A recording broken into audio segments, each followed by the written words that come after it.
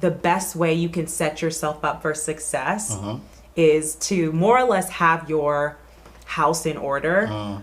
You know, like, so let's imagine you have someone coming over to your house, you know, you're scrambling to like clean up at that last minute. That's definitely me. But like, that's late. You know, you want to have your house in order, like ready to go far before someone calls you up and says, I'm coming over. And so with a lot of businesses, there are certain things that you want to have in place. You know, you want to have your proper legal structure. You want to have your business licenses. You want to have your contracts, like it's locked and solid. You know, you want to have your equity issued. All these things, you should be networking early. Not when you're ready to hit the ground and start fundraising, but even a year before that, when you're still in the, you know, even incubation stages of an idea, or before you're ready for fundraising. It's late when you're at the phase of, oh, hey, I've built something, I'm ready to pitch to investors, you know, but like I'm pitching and, you know, I'm not getting any traction. It's all about relationships though. So you have to have been cultivating those relationships. And something you talk about, deposits, making deposits in people, you know, far before it's time to like pitch them for money. It's not so obvious, but you may not need to fundraise when you think you need to fundraise. One thing my partner always says is money moves last. So if you can build up what you've got going through collaboration, then you can get a little bit further along, build more value, and bring investors in at a point where you have the leverage.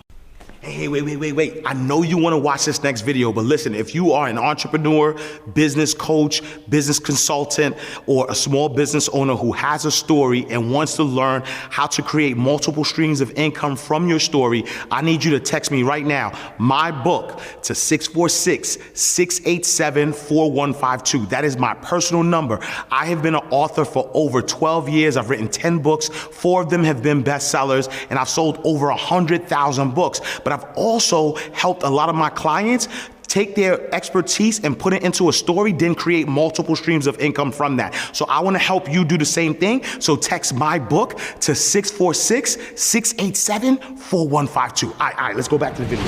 Pay attention and listen, we about to teach class. Inside the vault, my man Ash Cash. So get your man right. Thursday nights, 8 p.m. you see him to change your life. Millionaire mindset, the best on earth. Blueprints of wealth, the knowledge network. So get it while you can, and he's standing right here. Just come inside the vault and see black millionaires. Oh yeah, oh yeah. Come inside the vault and see black millionaires. Oh yeah, oh yeah. You won't ask cash, you can catch it right here in the vault.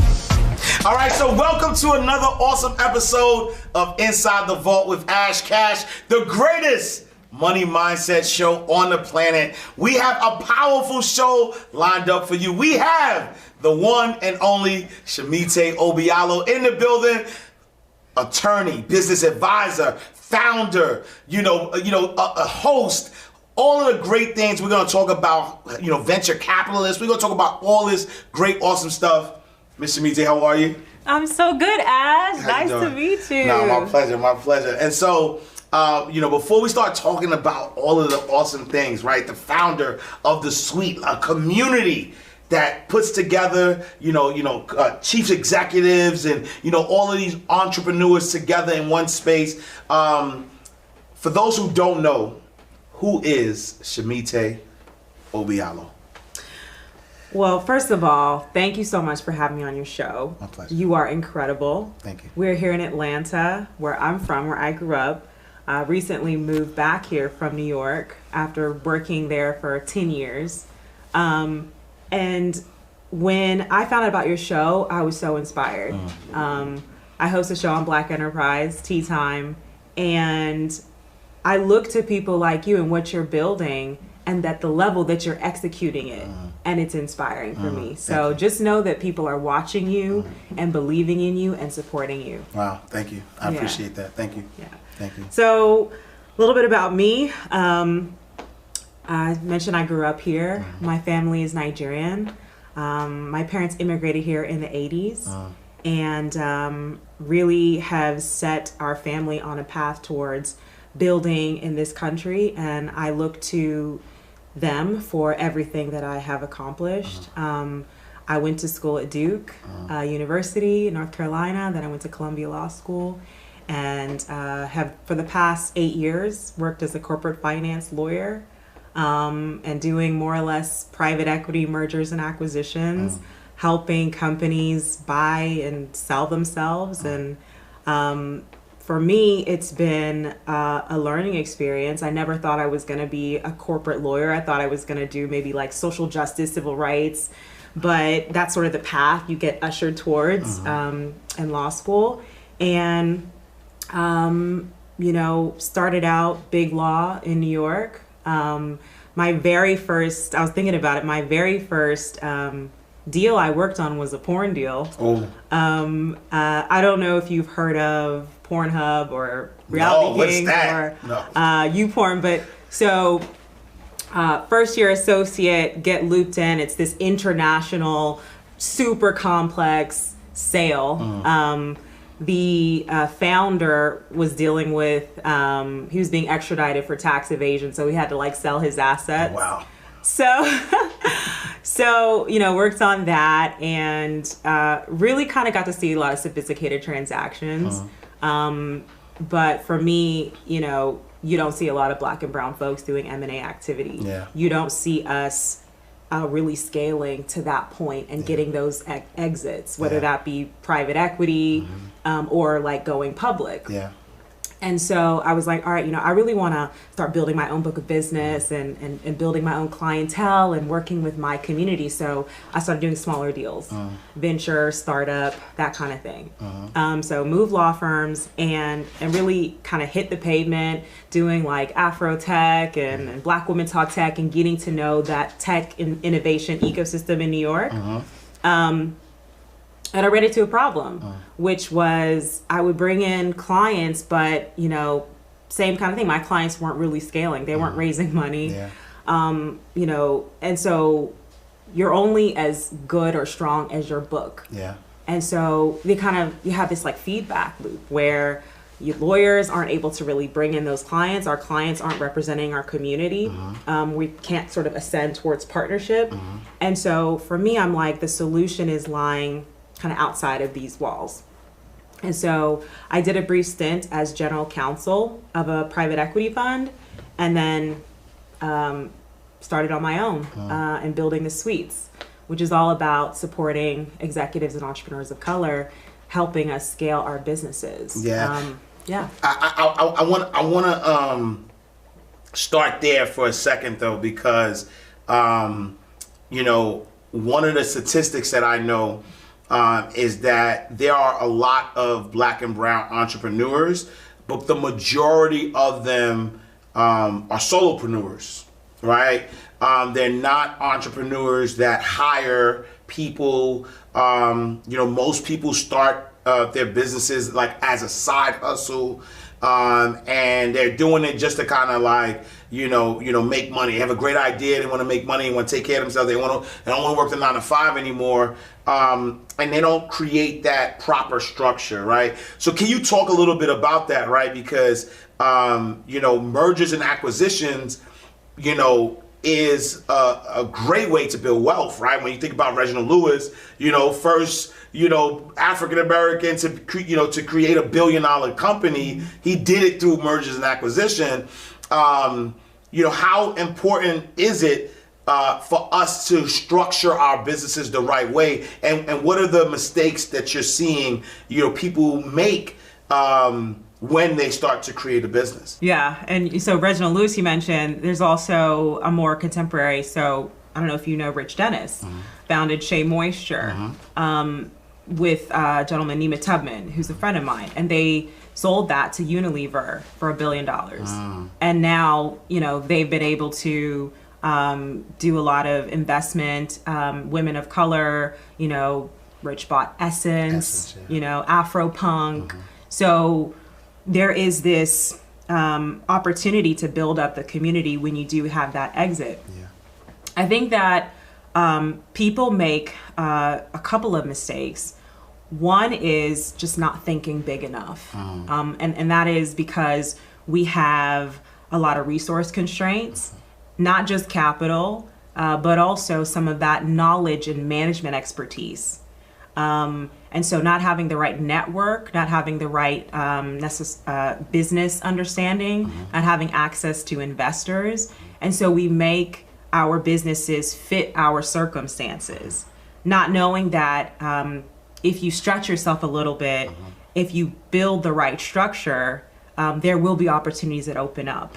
And I think it comes down to really thinking in a limitless way and really understanding, just because you see the statistics about, less than 1% of Black folks are raising venture capital and this and that, you don't internalize that, because then you won't go after certain opportunities. Right. You won't take those risks. Right. We don't take the risks. When we do take the risks, I will admit, like, oftentimes we struggle, but everyone struggles, right? And so you learn those mistakes and then you keep pushing. But I think recognizing where we have those resource gaps, that's where you got to plug yourself into communities that exist that are, very resourceful. And it's kind of like, it's late when you're at the phase of, hey, I've built something, I'm ready to pitch to investors, but like I'm pitching and, I'm not getting any traction. It's all about relationships though. So you have to have been cultivating those relationships. And something you talk about, deposits, making deposits in people, far before it's time to like pitch them for money. You know what I mean? Like, it's way more relational than that. People invest in people they know, like, and trust. So that's like a big mistake I see a lot of folks making. But, it's not all sort of external. There's so many systemic things there. I just don't like to focus on things that we can't control. Because, so many of the folks you have on your show, like, they have built $1 million companies. Absolutely. In spite of. Why is that? Because of their mindset. So despite any of the statistics, I just think it's like, just for the birds, you know? And how does someone, specifically, us in our community, get to that level of limitless thinking, right? Because, there has to be a mindset shift. It's like myself as somebody who grew up in the inner city and, single parent home, urban community, being told every single day I wasn't going to amount to nothing. I'm, going to be dead or in jail by 2021, right? So these constant, false reminders of what I can't do, for me, by the grace of God, I was able to, really tap in to a different community, really started to read and develop, personal development, because I it's the truth. We've had other, venture capitalists here who just say, listen, it's really about just understanding, our worth and understanding that we're good enough. And yes, there's going to be issues, but, understanding the value that we bring. What are some things that we could do to kind of build ourselves up so that we are believing first and foremost that we can, build these type of businesses that, people that we could sell or and people, would want to buy. So a couple things. I know that some people have been on your show and have mentioned motivational tracks like audio tapes, that kind of thing. Les Brown is someone who my partner actually introduced me to, and he is, he talks about success is going from failure to failure without losing enthusiasm. And I think that having a daily reminder where you're ruminating on this, because it's a daily exercise. It's the people that you surround yourself with. I had on my show on Tea Time, John Hope Bryant, right? And he talked about, some, like, you hang out with 9 broke people, you'll be the 10th. Change your circle of people and you will aspire towards that. It's not to say that you see anyone as beneath you, but you can't be what you can't see. Right? And so I find, actually, my mom, she's a cardiologist. She's an executive as well. She's someone who I really look up to as a powerful Black woman. growing up in Atlanta, I saw her leading in her, she works in Morehouse School of Medicine, leading her department. When in New York, I didn't really see that same level of representation of a powerful woman of color. Yeah. Certainly not in the law firm, which is like white Jewish guys. Yeah. But every so often my mom would come into town for a board meeting and she would invite me. Just like, hey, Shimite, come. She actually did a deal with Shaq. They were kind of marketing a heart failure drug together. And so she kind of folded me into that. So she was essentially presenting with this pharmaceutical company with Shaq. And I remember being so just inspired by her. Yeah. It's like, grew up with her, but I hadn't seen her in that context. I hadn't even seen that. Yeah. And it was more inspiring than even Shaq, because the way she owned the room, it was all men. Yeah. And I think we have to see it more. Yeah. And there are a lot of executives that I think they hang out amongst themselves. And so it's up to us to actually push ourselves out of our comfort zone and connect with people who are up and down that socioeconomic ladder, to be honest. Yeah. There's a sociological theory about social capital. Talks about bonds, bridges, and linkages. Right, so bonding, you're bonding with people who are like you, maybe who grew up in your same neighborhood, in your family, share your same gender, race, and so you're most comfortable with those folks. It's easy to kind of get along with those folks, right? And then your bridges, there are folks who are more or less at your same socioeconomics, but maybe they're a coworker, maybe they're a friend of a friend, and then there are linkages, people who up and down that social power structure. It's really uncomfortable to sometimes talk to those people, like pitch to those people, but it's super, super important to enter into those rooms. Yeah. And the way that I've done it is, quite frankly, through the arts. I found that, it's a passion of mine. I started curating art shows in New York City pretty much as soon as I got to the law firm because I needed an outlet, something creative. And what I found was that environment gave me access to people who looked nothing like me, who didn't, who were high net worth folks. Yeah. It wasn't that I was seeking that out, but I found we had that shared interest, that shared passion. So it was really easy. And so I think so long as you find that shared common ground, that's the bridge. That's that link. And we just have to keep thinking about that. And it's uncomfortable at first, but it's about stretching yourself beyond, what feels good. When you're in business, you really have to move outside of yourself. If you're thinking big. So if you are an entrepreneur, business coach, or small business owner who wants to get more visibility for your product or service, then consider advertising on Inside the Vault. We've been seen and heard over 2 million times, and as the show continues to grow, your ad would be embedded in our episodes forever. So the return on investments on advertising with us is unmeasurable and invaluable. If you're interested in this once-in-a-lifetime opportunity, then text podcast to 646-687-4152 or email us at info@insidethevaultshow.com. Allow your business to get the visibility that it deserves.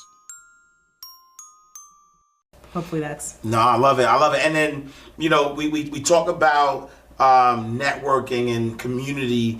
Talk to us about the suite. Like, what was the genesis of that? What was the motivation around creating, what it is and the genesis of creating it? Yeah. So the Suites is a business community for chief executives and entrepreneurs of color. We focus on helping folks get access to the right connections, coaching, and capital. When I was working at the law firm, I saw a lot of stuff that behind the scenes. that kind of went all the way wrong. I saw founders get kicked out of their companies. You have a board when you've raised a certain amount of money, and the board may outvote you. So I've seen folks get fired at midnight board meetings. Wow. I've seen folks run out of money, and even after raising a whole bunch of money, run out and kind of have to shut down. Behind the headlines, a lot of things are happening. Scrambling, devastating. Devastating. Right? Wow. Take on almost usurious like loans because money's tight and having trouble fundraising, and people who are well known, but you just don't know what's happening behind the scenes. And a lot of that had to do with, we talk about the capital, but we talk about also that management expertise. Like, did you read the documents, like to know what you were signing away? And so the Suites is about like working and collaboratively and really tackling a lot of the business challenges that people don't necessarily feel comfortable to share. We're all those struggling with. And as a business advisor, I've just seen a lot confidentially and recognize that it's everything doesn't glitter, right? All that we see in the press and in the headlines doesn't really reveal like what's going on under the surface. And so, we bring folks together, we really focus on networking, but we also focus on masterminding. We host studio sessions where members can talk about an upcoming fundraise and really kind of speak to a confidential group of 5 or 6 executives to kind of think through their strategy. We help matchmake and help make introductions to investors. We bring people on our show on Black Enterprise and give them some media exposure. And so, just thinking of different ways to be helpful, but more than anything, keeping an ear to the ground as to what is concerning for our members so that we can be primed to kind of step in. Because like I said, a lot of times people are suffering in silence, working in silos, and don't necessarily feel comfortable sharing what's really going on. No, I love that, because I think that's one of the things that is tough about being a founder, being an entrepreneur, being a chief executive, especially of color. Sometimes it is, our first time. You don't come from a background, so you don't have the network, the connections. But you said something about, you've seen executives take usurious loans, right? Can you explain to our audience, what is that? Yeah. So when I talk about usurious loans, oftentimes when you're strapped for capital, you're looking at predatory type of arrangements where you're paying extraordinarily high interest rates. And even if you're paying that back over a short term, that can really be damaging. And I think that a lot of times people don't feel like they have any options. So especially when you're trying to make payroll or you're trying to cover some immediate capital need. And so I saw folks doing all sorts of things to pull the money together when it comes to equity, giving up way too much equity. But because just not being educated and not knowing that, hey, you're valuing your company way too low. And so you see these things after the fact. And it's something one of our members of the Suites, Arlen Hamilton, she talked about, you see these exits that are happening, but people actually own such a small portion of their company when it's all said and done.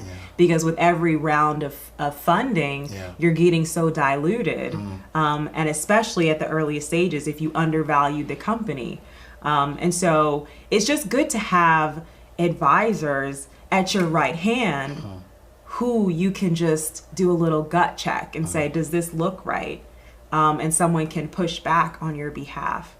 And having a network of sophisticated folks who've seen these kinds of deals, everybody who says they're an expert isn't an expert. That's a fact. That's a fact. You know what I mean? So I think that we get a lot of bad advice. And so, Yeah. No, I love that, and I think it's definitely needed because again, we're living at in a time that could really transform our community, right?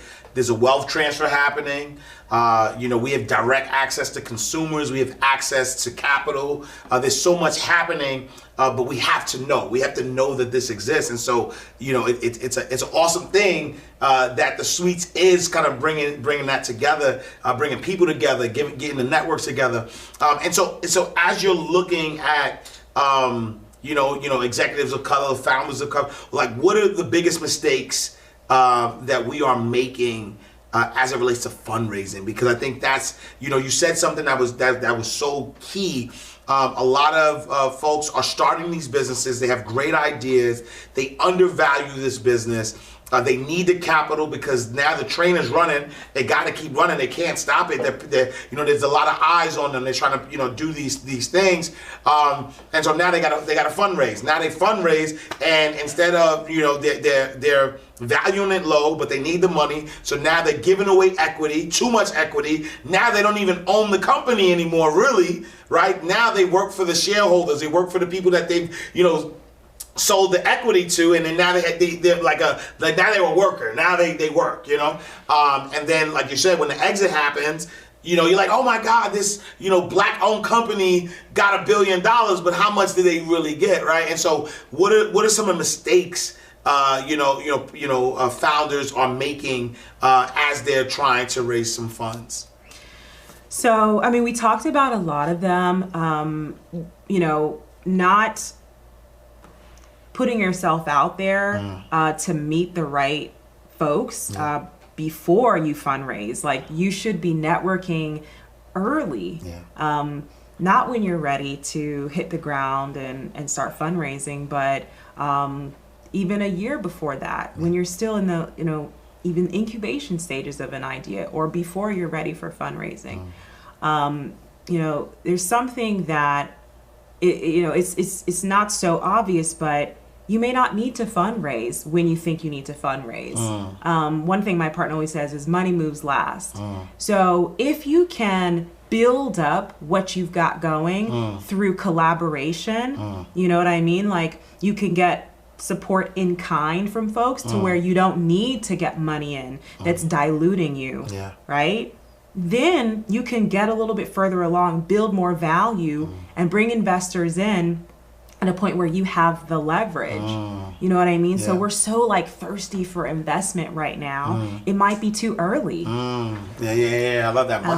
Money moves last like that. Right. Yeah, I love that. Yeah. I love that. Yeah. And the other thing is, make sure you're targeting the right investor. Yeah. You know what I mean? Like people like to see deals at the right stage, at the right size. Yeah. They want to see a certain amount of revenue. They want to see things in the tech or in beauty or in wellness or consumer, CPG. So it's like investors have their thing. Yeah. They have their thesis. Yeah. And you have to understand that thesis and pitch them the right thing. Yeah. And a lot of times people are like, fuck that person. They didn't listen to my idea. Are you pitching what they want to see? Yeah. Are they a real estate investor and you're pitching them like a tech company? Right. So I think that it's also about studying your target and really kind of understanding and pitching the right story to the right investor. Yeah. And talk about also when you're looking for funding, it's not only the money. Right? Yeah. A lot of times I hear people looking for money, but it's not just that. You want to make sure that you're getting something more from your investor. Can you talk about that a little bit? Yeah.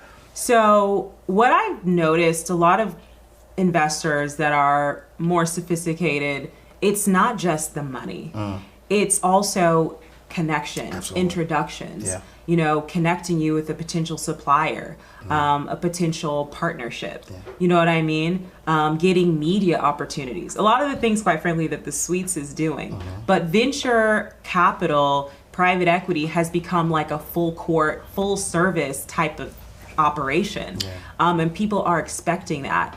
And so one of the challenges with a lot of Black and brown founders is if you're mostly raising money from angel investors, where it's you know, it's sometimes people will say, you know, this is like not smart money. I hate to say it, but a lot of times founders struggle because they've raised from angel investors that might not be as sophisticated. And so they don't get that plus. They don't get those like wraparound support.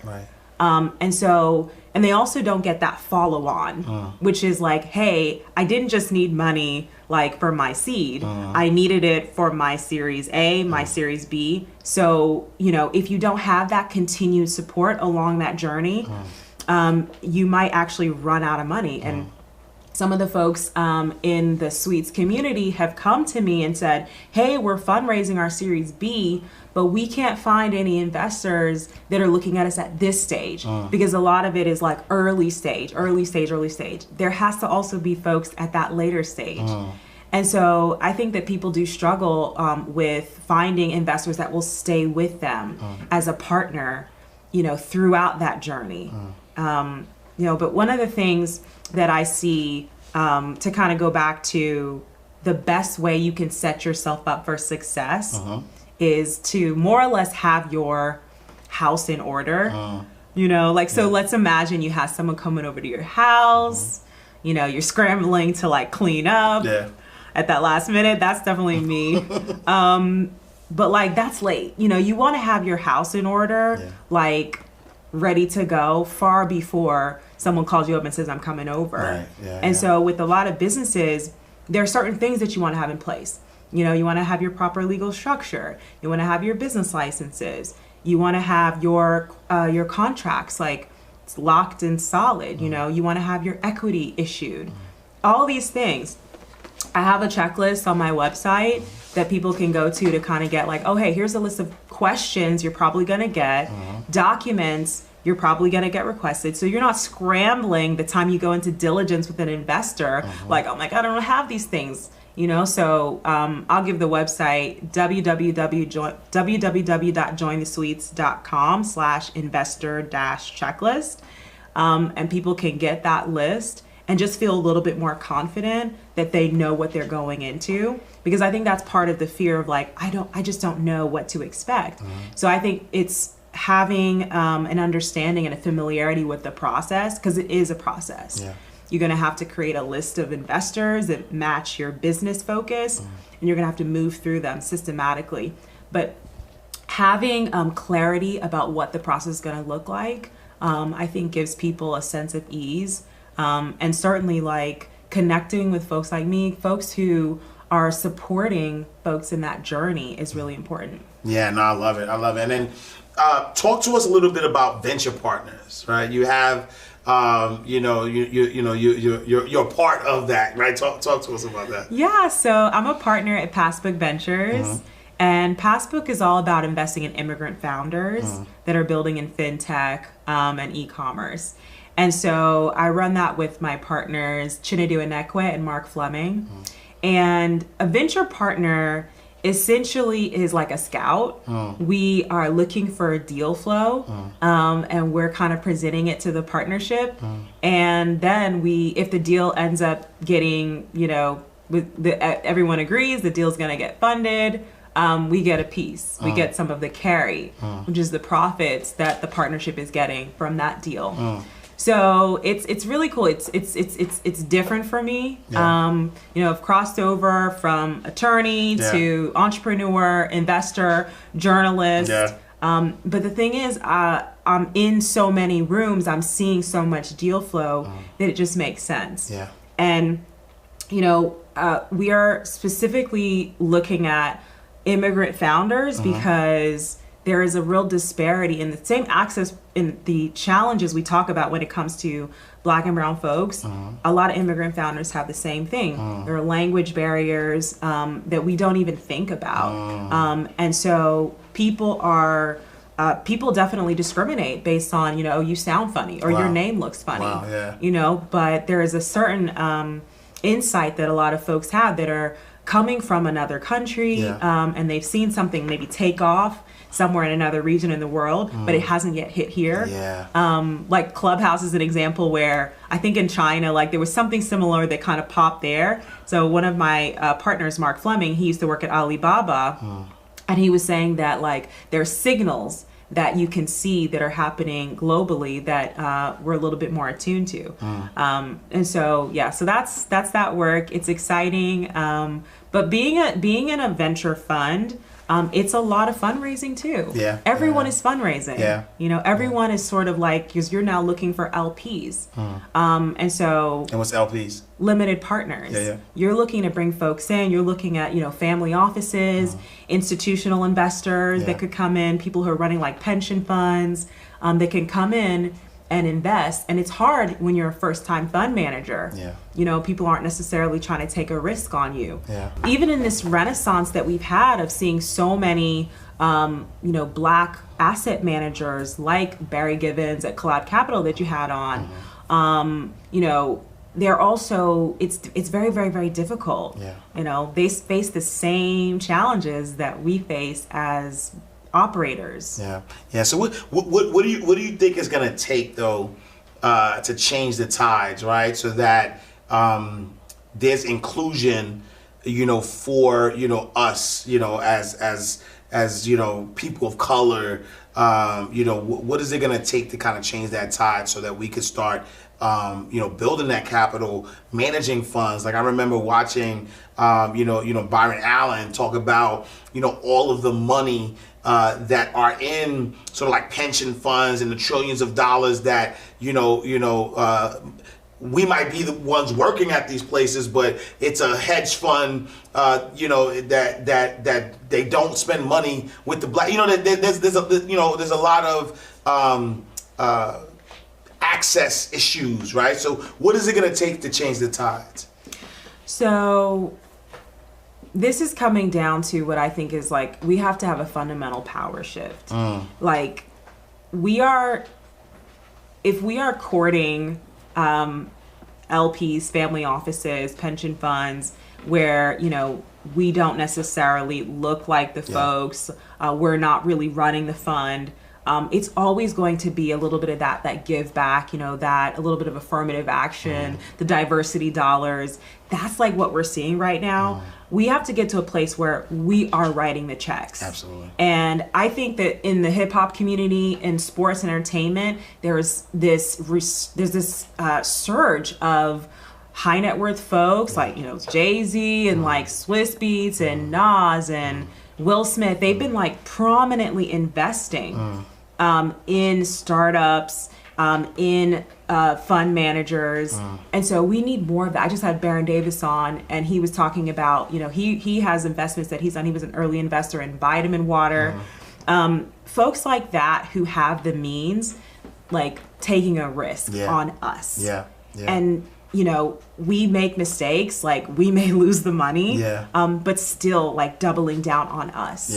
And so we get strong as a community. That's how we do it. Because at the end of the day, we are going to be the ones that lift ourselves up. Absolutely. I believe the moment we're in right now, as great as it feels, it is a moment and it will pass. And when it passes, who's going to still double down? It's us. And I think there's an opportunity to look globally because on the African continent, there's also a lot of wealth. There's also so much innovation. And if we can also think in that broader international way, we have allies that we can also pull in. And there's strength in that. And I've seen a movement which is like tying the diaspora together. You know, the NBA Africa, and like that movement. So I think that is where we get strong. And I'm glad that you said that because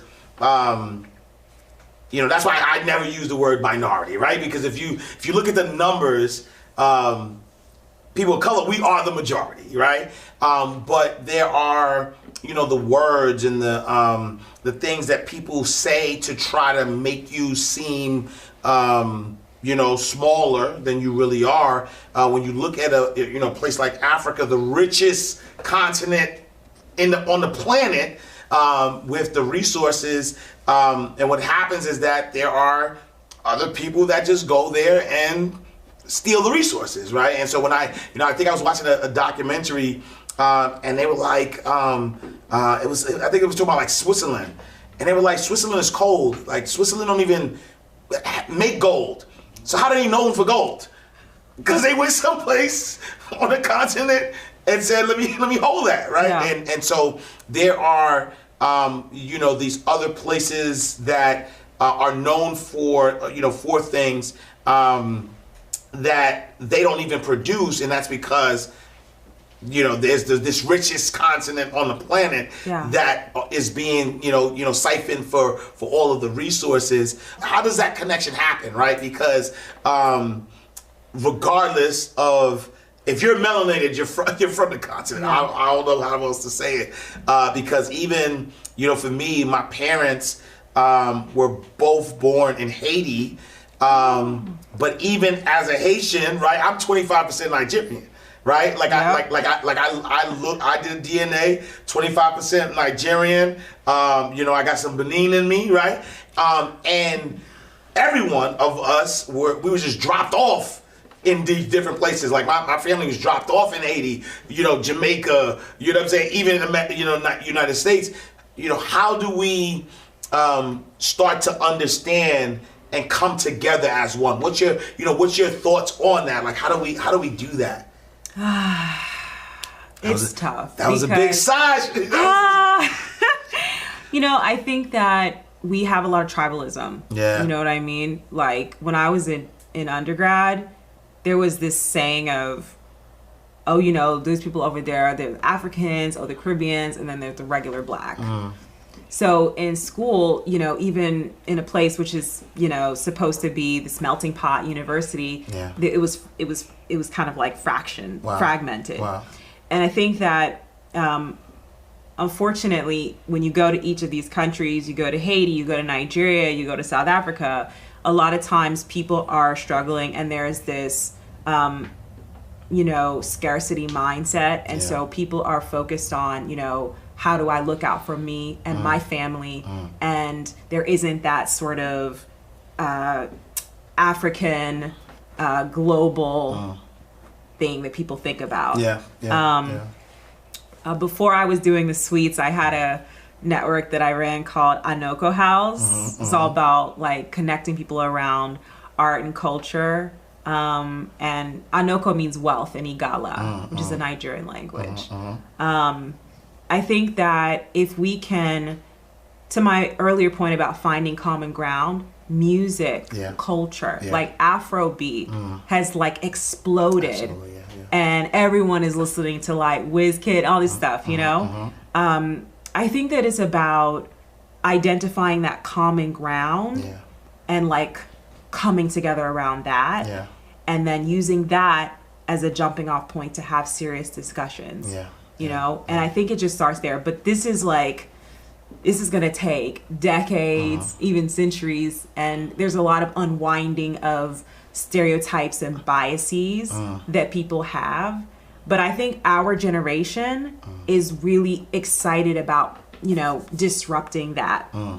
I know that like the Earn Your Leisure guys, they went to Lagos and they went to Cairo. In a pandemic. Right.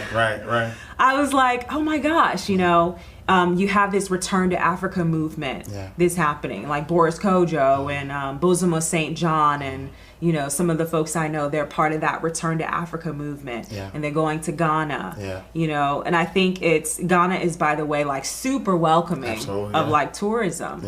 And so it's like us who's willing to bridge that gap. And I think we just have to keep doing that. And I think culture, music, Nollywood, like Netflix, they have a lot of Nollywood films on there that they've bought. And so I think when you watch that, you understand the culture more. There's common ground, and that begins a discussion. No, I love it. But here's a question though, right? Because it's like this duality that happens, right? Where we see a lot of people doing serious business, but then you turn on television and there is this rise in ratchet behavior, right? So ratchet. Do you think that the rise in the ratchetness is affecting how serious we could be taken globally? Like is that affecting sort of like that ability for even our brothers and sisters on the continent to say, nah, we're not messing with those Americans, because all I see is the rat. Like, so other ethnicities, people that look like us, like, is that part of the division?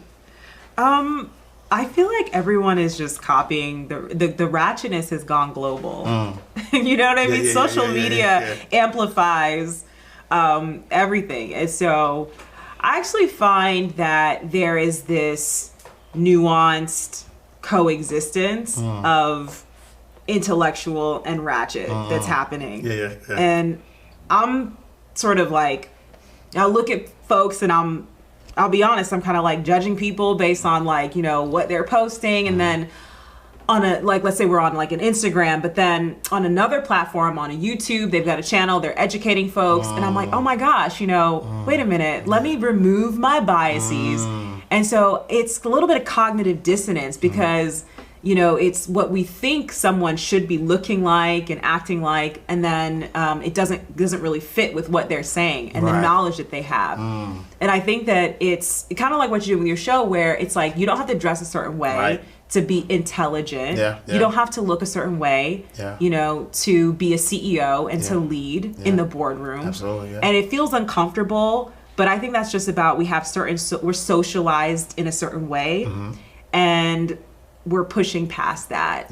And so No, I love that, and I think that's absolutely right. I think that even for me, when I first started wanting to teach the community about money, I was told, like, wear a suit, nobody's gonna take you serious if you don't look this way. But then I grew up on hip hop, and I'm like, well, I was a banker 15 years, I was a CEO, I sat in the C-suite, but I also listen to Jay-Z 24/7, and so like I could switch it up. I don't have to dress in a suit in order to be knowledgeable and help people. And so I do think that part of we've also had John Hope Bryant on the platform as well, and he talks about making smart sexy again, right? Like like not making it this thing that you shun to be smart, and smart, like, why can't I dress like this and still be smart? You know what I mean? And to your point, because you worked in corporate,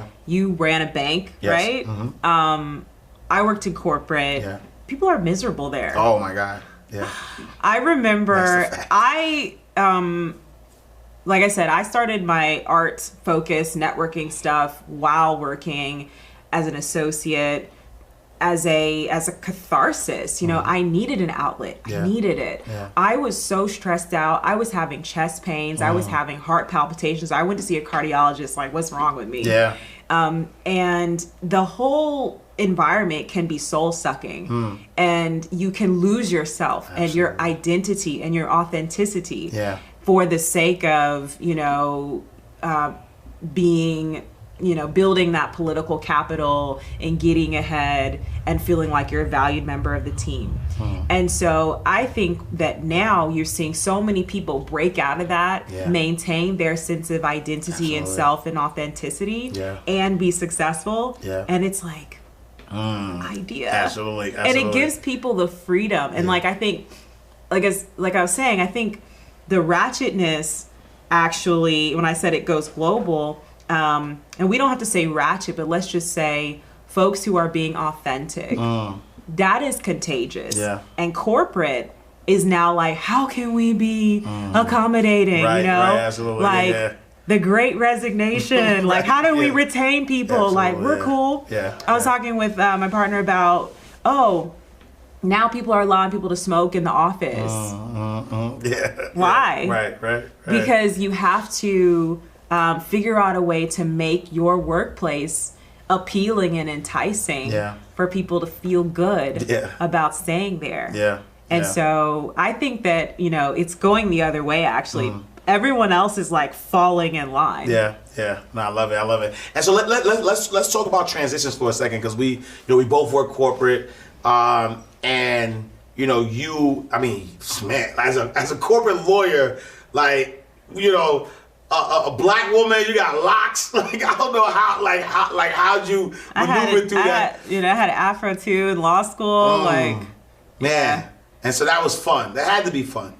What, right? law school? Not law school, working corporate, like what that wasn't even where I was gonna go with it, but but since we're here. Let me tell you, so this is a story that the law firm, I mean, you've seen the show Suits.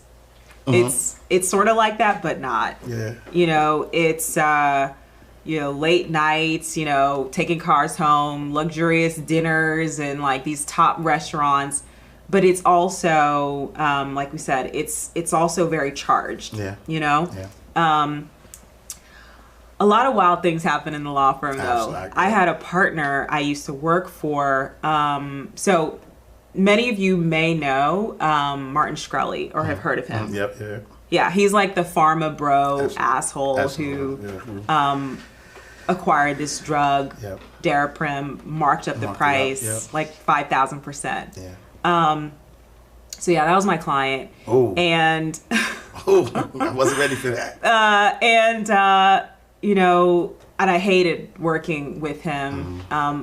But one day, and we were doing some other stuff, like some corporate restructuring stuff. But one day, I see on the news, we were actually at a Christmas party, that the partner was being arrested. And so, and you can imagine, he worked right across from me. Right. So what happened was basically securities fraud. The partner and Martin were kind of like funneling money from one of their pharmaceutical companies to basically disgruntled investors at a hedge fund. Wow. They had lost a lot of money.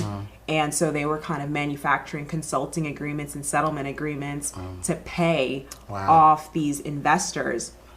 And the whole thing kind of came tumbling down. Wow. But, it was unfortunate that happened to him. Yeah.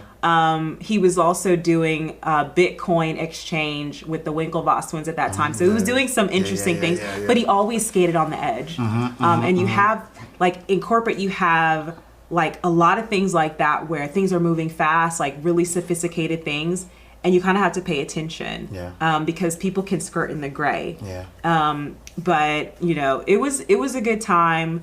I must say that I am happy it's over. Yes. And I have like the ability to set my own schedule, and I don't have to work through every Thanksgiving and Christmas and holiday. But I learned hard work, the importance of how to deliver like quality work product and just like a certain level of excellence.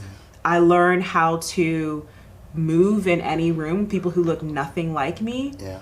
I learned how to manage with conflict. There was a time when so it's a little bit of a story, but I almost got fired essentially because so early on, my grandfather passed away and I had to, I actually flew to Nigeria for the memorial. The next year, my grandma passed away. And I flew to Atlanta for the memorial. In both cases, I kind of like left the deal that I was working on a little bit suddenly. There was, I remember it was like Black History Month one year. And one of the partners wanted us to put on a rendition of Amistad. And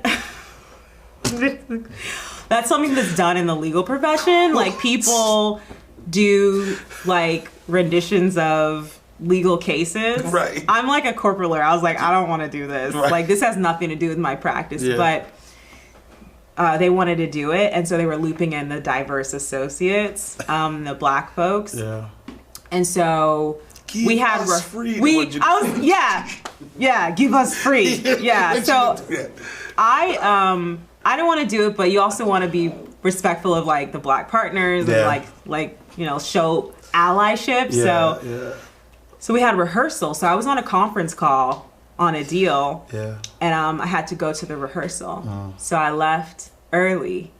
And when I came back the next day, actually, they were like, yo, well, when you left, you know, they were asking about like certain diligence stuff. And like, you know, that's what I would have been covering. Yeah.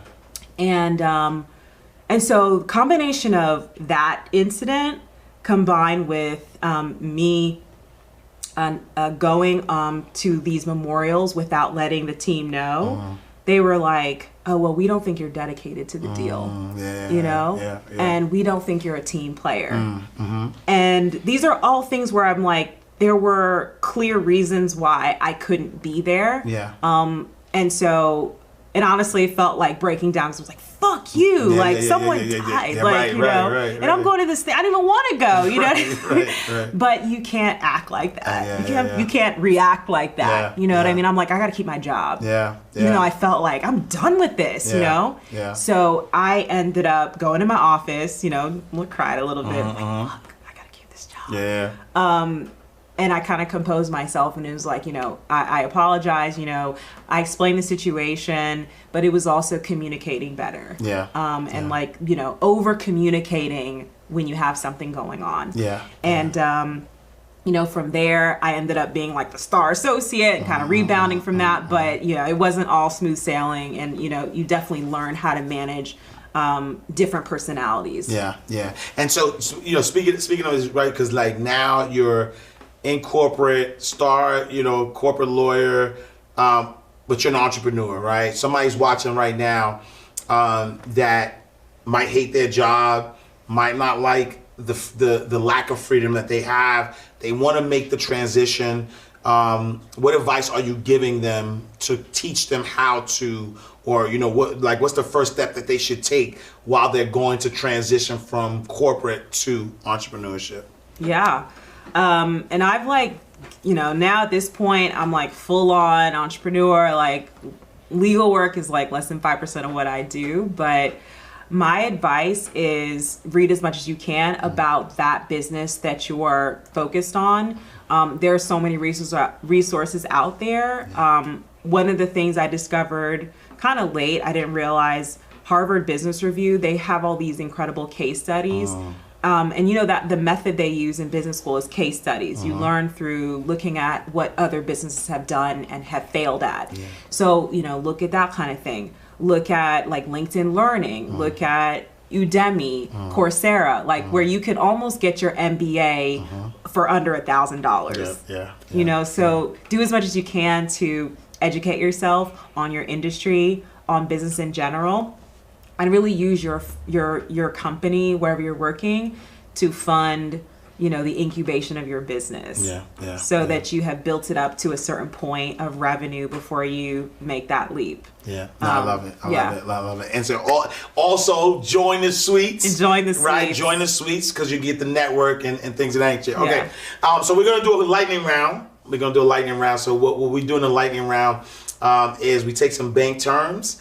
And then we flip them for Inside the Vault, right? Okay. So our first term is going to be deposit slip, right? Being a corporate lawyer, you know, I know you seen a lot of money, made a lot of money. Deposit slips is when you fill out a form, you make the deposit, you put the money in the bank.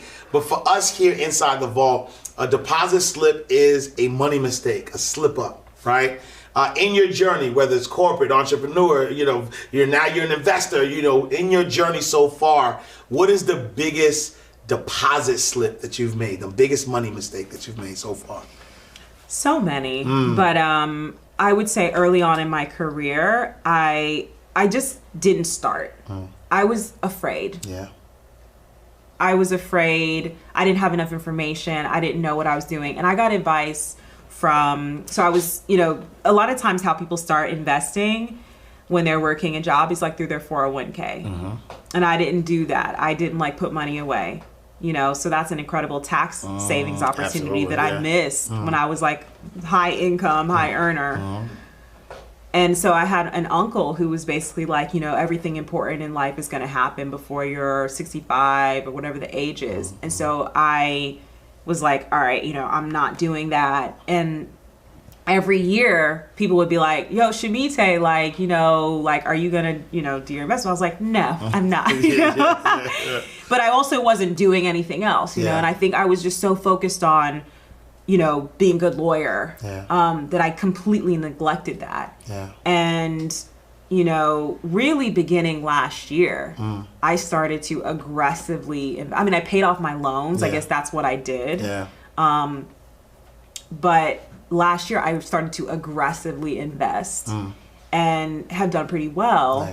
But it took, I mean, if I had started when I first started earning, I would be in a completely different place. Absolutely. And I think a lot of times, folks of color, women, we feel like we can't just start. You know, I had a friend, shout out Yvonne Eloshiebo. She was like, Shimite, just play around with a little bit. I wouldn't even do that. And so I was like paralyzed with fear. And so I think that's what it is. Just start. Even if you make a mistake, start with something small. So love it. Second term, charge off, right? Charge off, you borrow some money from the bank. The bank tries to get the money back. You're not paying it back. And then eventually, like, you know what, we're going to charge this off. For us here inside the vault, what type of people or mindsets did you have to charge off during your journey? I think that people, particularly in our community, are so fixated on trauma and struggling. And so we allow that to prevent us from trying and going after opportunities. A lot of the opportunities that I've gotten, it's because I just raised my hand. And that self-doubt that was like percolating, just push it aside.